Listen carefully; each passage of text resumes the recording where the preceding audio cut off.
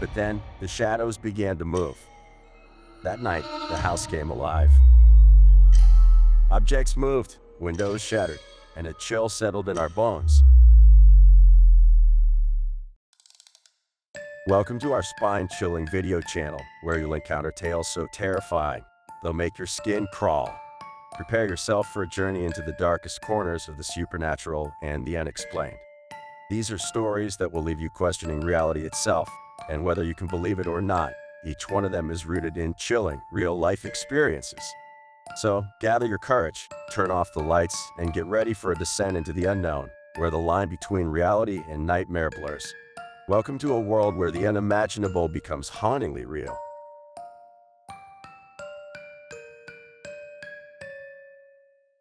Episode 4. Today's our story is Whispering Walls. Moving to a new place was nothing new for me. By the time I was 11, I'd lived in more houses than most people do in a lifetime. But this house in Alberta, it was different. It was big, too big for us, and far away from any neighbors. It was like we were the only people left in the world when we moved in. The first night, I lay in bed, trying to catalog the new house noises. The creaks and groans of settling wood, the whistling of the wind through the gaps, these were my lullabies. But that night, something new was added to the mix. I heard my mom's voice, clear as day, calling me from the kitchen. "Come here," she said. I thought it was weird, her calling me at 1 a.m., but maybe she needed help with something. I tiptoed down the hallway, careful not to wake my siblings. The kitchen light was the only light on in the house, casting a warm glow in the otherwise dark corridor. As I approached the kitchen, I heard her again.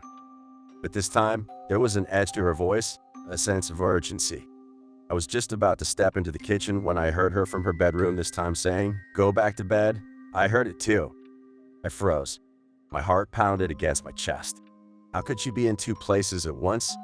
I didn't move, didn't breathe. Then, as fear overtook curiosity, I ran back to my room, diving under the blankets. My mom woke my dad, and they searched the house. They found nothing. The next morning, they said it was probably a dream, my imagination running wild in the new house. But I knew what I heard, and I knew it wasn't my imagination.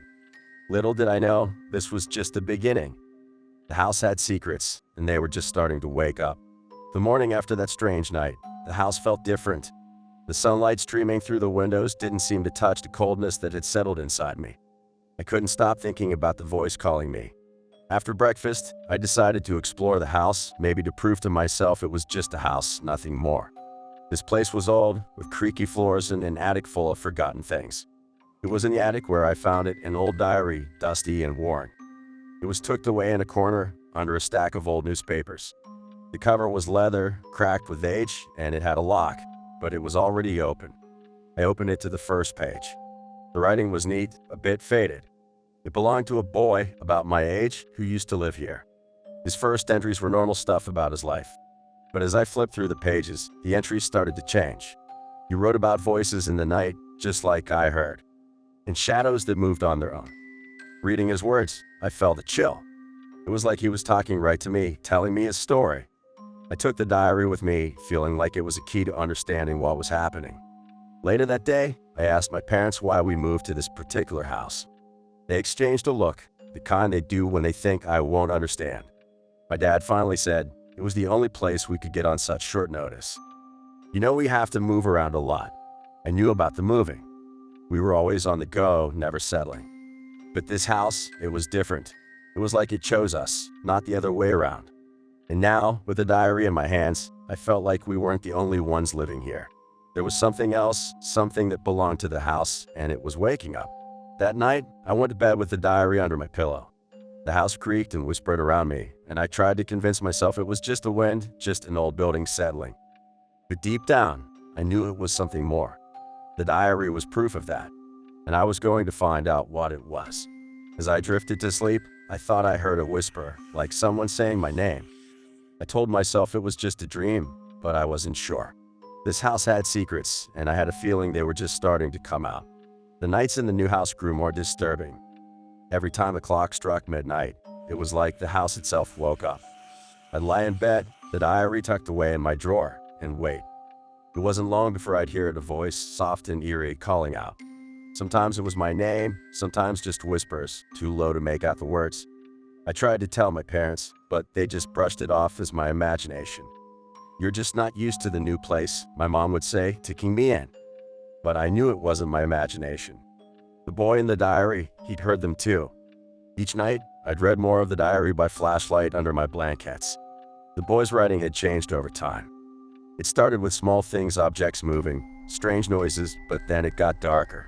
He wrote about seeing figures, shadows that weren't cast by anything, and voices that spoke directly to him. His fear jumped off the pages and settled in my heart. He was scared, just like I was. In his last entry, he wrote, "It's getting closer. I can feel it watching me." Then, nothing. The rest of the pages were blank. My parents started to worry about me. I wasn't sleeping well, and I jumped at every little sound. They thought it was just the stress of moving in the new house.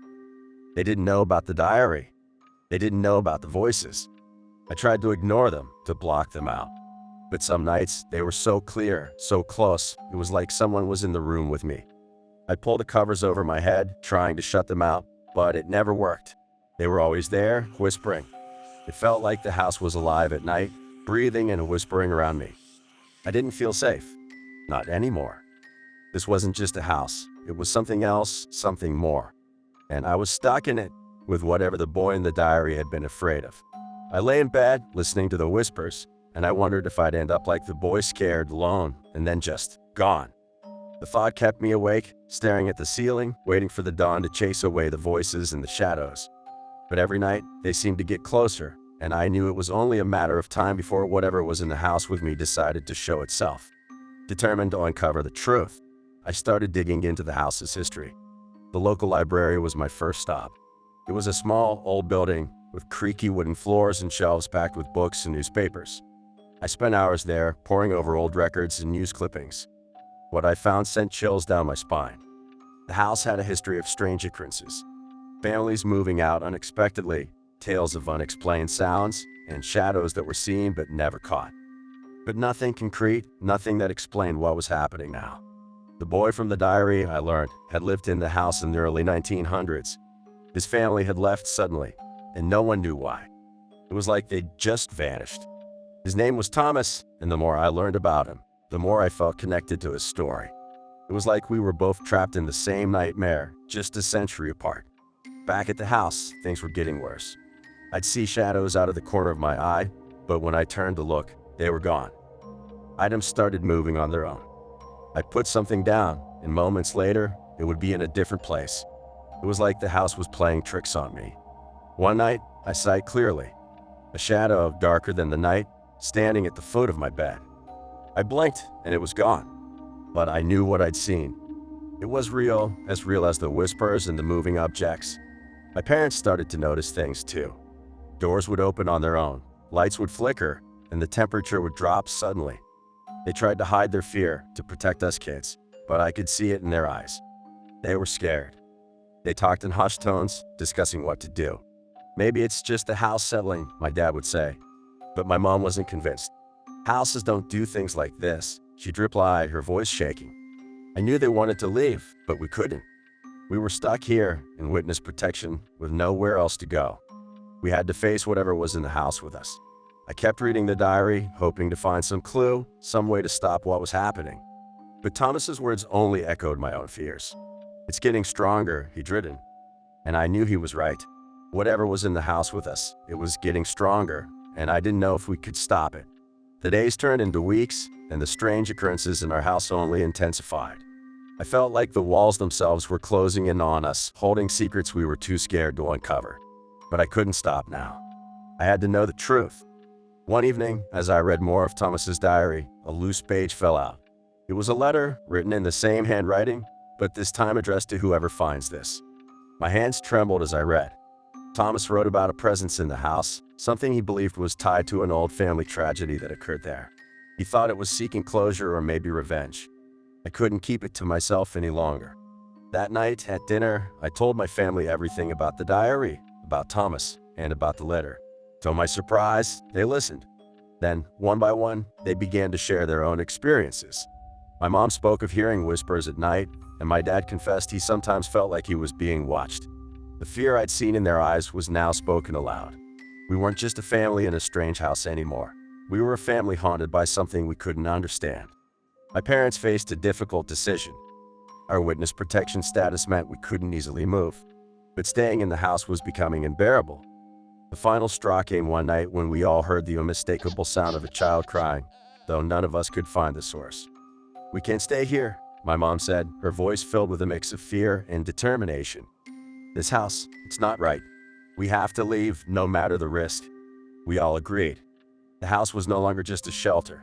It had become a threat, an entity with its own dark well. We had to get out before whatever haunted the halls of our home turned its attention more firmly upon us. The decision was made.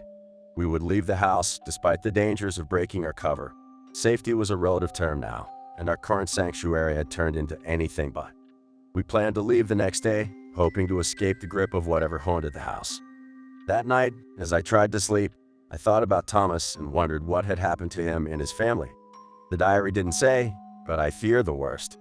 I hoped that by leaving, we could avoid the same fate. But deep down, I wasn't sure. The house had a hold on us now, and I wasn't sure if it was ready to let us go.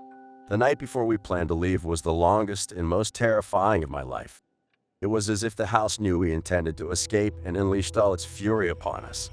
The air grew colder, and the shadows in the corners seemed to grow and stretch.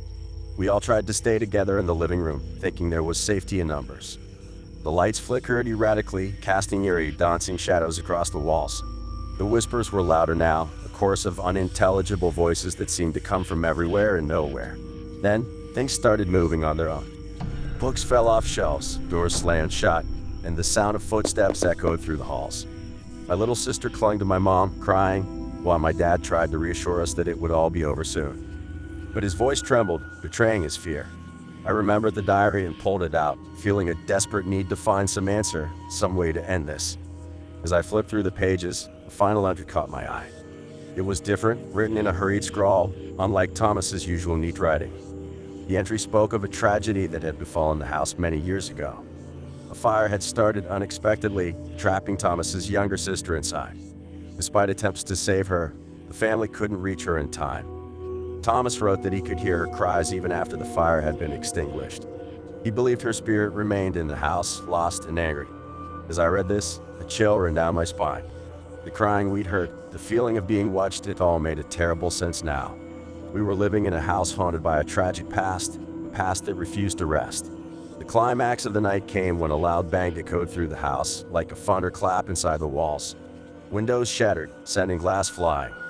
We huddled together, covering our heads, as the house seemed to shake with rage. Then, as suddenly as it had started, everything stopped. The house fell eerily silent, the cold lifted, and the oppressive feeling that had hung in the air was gone. We sat in stunned silence, not daring to move, not sure if it was truly over. When dawn finally broke, the house felt different. It was just an old building again, its fury spent. We packed our things in silence and left without looking back.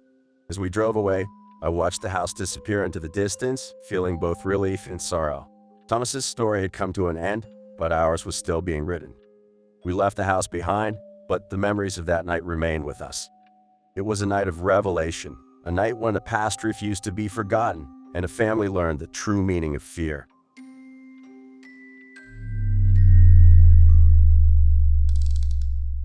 Thank you, dear listeners, for joining us on Red Penguin Stories. It's been an incredible journey, one that may seem unbelievable, yet every tale comes from a kernel of truth. If you're captivated and curious for more, please support us.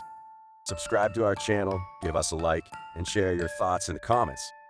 Your engagement keeps these extraordinary stories alive. Thank you for believing in the magic of storytelling. Stay tuned for more adventures.